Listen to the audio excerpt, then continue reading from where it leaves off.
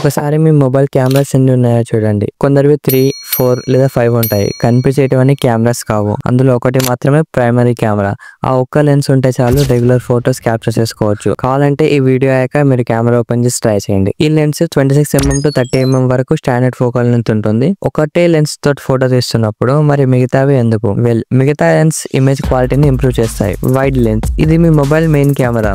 So ఇది everyday regular photos కోసం use అవుతుంది. అండ్ దీంతో పోర్ట్రేట్స్ ఫొటోస్ కూడా తీయచ్చు. ఇది ఒక ఆల్ రౌండర్ గా యూజ్ అవుతుంది. Next telephoto lens. Photo zoom చేసినప్పుడు క్లారిటీ పోకుండా ఈ లెన్స్ యూజ్ అవుతుంది. Ultra wide lens group photo తీస్తున్నప్పుడు లేదా ల్యాండ్స్కేప్ లో వీడియో షూట్ చేస్తున్నప్పుడు ఫ్రేమ్ లో ఇంకొంచెం కవర్ చేయడానికి ఇది యూజ్ అవుతుంది. అండ్ కొన్ని మొబైల్స్ కి 3 కన్నా ఎక్కువ లెన్స్ ఉంటాయి. Fourth micro lens. ఈ లెన్స్ క్లోజ్అప్ షాట్స్ తీస్తున్నప్పుడు లేదా హై డీటెయిల్ ని క్యాప్చర్ చేయడానికి యూజ్ అవుతుంది. ఒకవేళ మీరు స్మాల్ ఆబ్జెక్ట్స్ ని క్యాప్చర్ చేయాలనుకుంటే లైక్ ఫ్లవర్స్, ఇన్సెక్ట్, ఈ లెన్స్ తో క్లారిటీగా క్యాప్చర్ చేయొచ్చు. ఈ లెన్స్ కి 2mm to 5mm వరకు ఫోకల్ లెంత్ ఉంటుంది. మ్యాక్రో లెన్స్ తో ఆబ్జెక్ట్ కి కొన్ని సెంటీమీటర్స్ ముందు నుండే క్యాప్చర్ చేయగలం. ఎక్కువ దూరం ఉంటే క్యాప్చర్ చేయలేం. అండ్ ఫైనల్ గా డెప్త్ సెన్సార్ లేదా TOF time of flight sensor. ఈ సెన్సార్స్ తో యాక్చువల్ ఫొటోస్ తీయలేం, బట్ డెప్త్ పర్సెప్షన్ లో హెల్ప్ అవుతాయి.